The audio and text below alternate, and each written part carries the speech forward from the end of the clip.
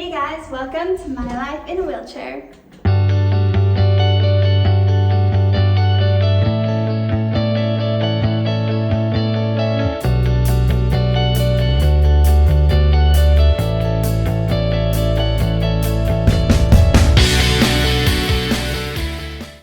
This video is going to be about my story and how I ended up in a wheelchair. So I talked a little bit about myself in my introduction video, so if you haven't watched it yet, go watch that, because this video is going to be about my journey and the things that I've gone through in the past few years, and a little bit about what my life is like in a wheelchair. So like I said in my introduction video, my name is Sarah. I have always been a very active person, involved in a lot of extracurricular activities. Grew up doing tumbling, cheerleading, dancing, and all things outside. I grew up boating and swimming. I was on the junior high cheer team and on the high school cheer team, and have always been involved in sports and staying active. In the summer of 2020, I was 17 years old. Friends and I decided to go to Bear Lake for the weekend. We had such a fun weekend. We stayed at my friend's cabin. We got shakes, played in the sand, rode jet skis, just had a great weekend with each other. I always felt like a very normal teenager, but my whole life changed in an instant. My friends and I drove home through the Logan Canyon. There were 4 of us in the car. My friend Tavy was driving, my friend Brooke was in the front seat, my friend Josh was in the back seat, and I was in the back passenger seat. We were driving through the Logan Canyon, and the speed limit going through the Logan Canyon is about 45 miles per hour. There's a mountain on one side and a cliff on another side, and so it can be kind of scary and dangerous already. But we were driving along, the music was down, we all had our seatbelts on, and about halfway through the canyon, we were hit head-on by a drunk driver. The crash happened on July 30th of 2020. They estimated the driver was going about 70 miles per hour when he hit our car. He was driving a big truck with a 4-wheeler in the back. We were just in a little sedan. The truck came around the bend and hit right into our car. So Tavy, being the driver of our car, did the best she could to avoid the collision, but there was really nowhere for her to go. So she slammed on the brakes, but we were hit head on. The car was so smashed that the windshield was nearly touching Tavy and Brooke's faces. We were all very scared. I don't remember much about the crash happening, but I remember being trapped in the car in so much pain. None of us could get out of the car. We all were trapped, crying for help, just in so much pain. Luckily, there were some people to help us in the surrounding cars that were in the canyon. They came to help us in whatever ways they could. And the amazing part is that there was a former EMT, a special forces guy, a pharmacist, a former CNA. There was someone with a medical kit on them that included a neck brace. Just so many amazing people that helped us in whatever ways they could. There was no cell service in the canyon because we were about halfway through. But luckily, someone had a ham radio and was able to call for 911. These people helped us tremendously because it took the ambulance about an hour to get to us. The ambulance finally got to us and we were all taken to the hospital in Logan. Josh and I were taken to the Logan Regional Hospital, and Brooke and Tavy were taken to the Cache Valley Hospital. All of us were severely injured, but for some reason my physical injuries ended up being the most severe. Tavy ended up breaking her femur, and it was a really bad break. She was on crutches for several months. Brooke had some back wounds and major stomach and back pain. Josh broke his collarbone and cracked his pelvis. And when the crash happened, I was instantly paralyzed from the waist down, and I was internally bleeding. My stomach was filling up with blood, and I remember it being so hard to breathe, and I didn't know what was happening. I felt really scared. I just remember being in so much pain.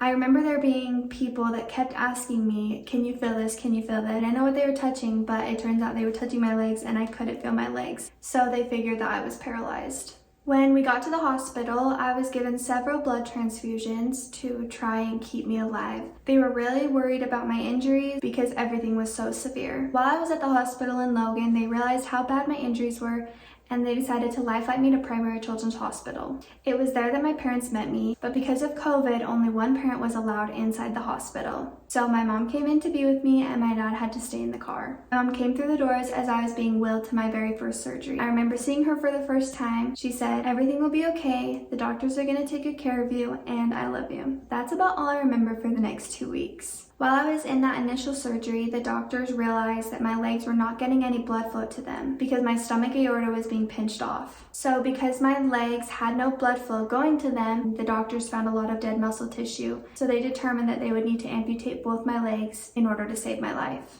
They started the amputation below the knee, but they kept finding more dead muscle tissue in my thighs and in my legs, and they had to keep amputating higher and higher. After being in Primary Children's Hospital for about a day, I was transferred to the University of Utah Hospital for more specialized care. The doctors were really worried for me, and they had to prepare my parents for the news that I might not make it.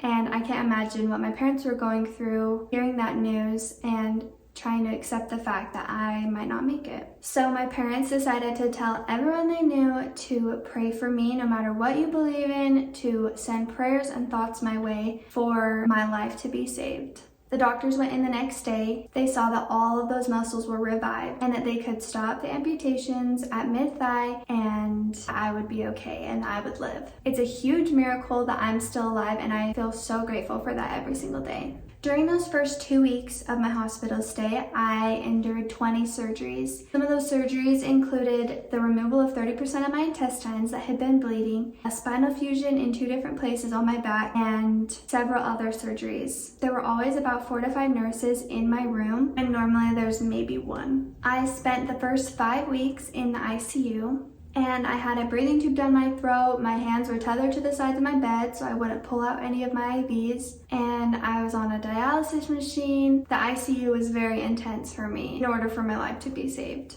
I finally woke up after about 2 weeks of being in a medically induced coma. The doctors kept me in a medically induced coma because I was constantly in and out of surgeries, so I was heavily sedated. I finally woke up after about 2 weeks, and I had no idea what had happened to me. I didn't remember anything about the crash, and my parents had to tell me what happened.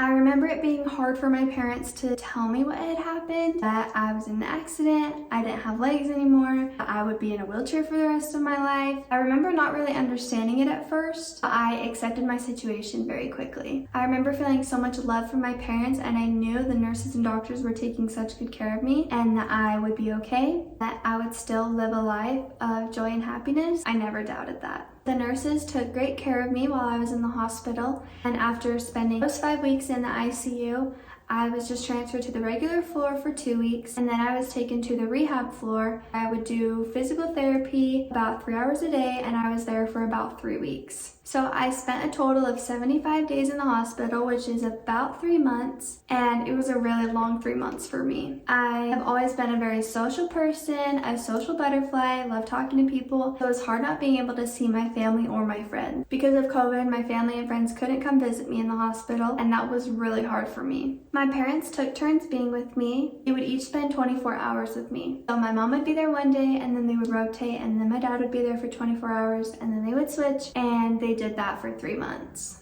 After those 3 months, I was finally able to come home from the hospital in October of 2020. When I came home from the hospital, it was the best day of my life. I was finally able to hug my family and hug my friends again and see everyone that I loved. When I came home, there was a big parade for me to welcome me home with so many people holding signs for me. Some people were strangers, some people were people that I knew, but it really was amazing seeing so many people line the streets for me to welcome me home from the hospital. When I came home from the hospital, I was basically bed rest and I couldn't move very well. I could barely even sit up. I had to relearn how to do just about everything. I spent a lot of time doing physical therapy and occupational therapy, and it was really hard to relearn how to do everything that was once so easy for me to do. I didn't know how to get dressed on my own. I didn't know how to roll over onto my side or sit up in bed or transfer from my bed to my wheelchair. I barely even knew how to push myself in a wheelchair. With a lot of physical therapy and a lot of patience, I was able to relearn how to do these things pretty quickly. Now I can get ready just as fast as I used to. But it took a lot of hard work and determination for me to get to that point.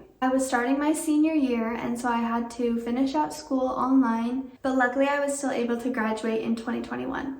I spent those next few months focusing on healing and recovery. In March of 2021, I was able to learn how to drive, which was amazing. Once I learned how to drive, then I was able to get a job. I felt so independent, which was such a nice feeling after being so dependent for several months. I graduated in May of 2021, then I headed off to college in August of 2021. I spent the next 3 years going to college in Logan, and now I'm doing my senior year of college online. And like I said in my introduction video, I'm studying to be an elementary school teacher. I'll graduate from college in May of 2025, and I'll become an elementary school teacher the next August. That's a goal that I've had for basically my whole life. I'm so glad that it's something that I still am able to do. I've learned a lot from this whole journey of mine. I'm grateful for the lessons that I've learned, the opportunities that I've had, the people that I've met. I wouldn't trade some of these experiences that I've had for the world. I've been able to accomplish so many more things than I ever thought would be possible, and I'm just grateful to be alive, and I count my blessings every day because I really do have so much to be thankful for. So thank you for being here. Thank you for following along and being on this journey with me. I can't wait to show you more about how I do things in a wheelchair. Comment down below what videos you want to see from me or any questions that you have. And make sure to like and subscribe so I know you enjoyed this video. Thanks for watching.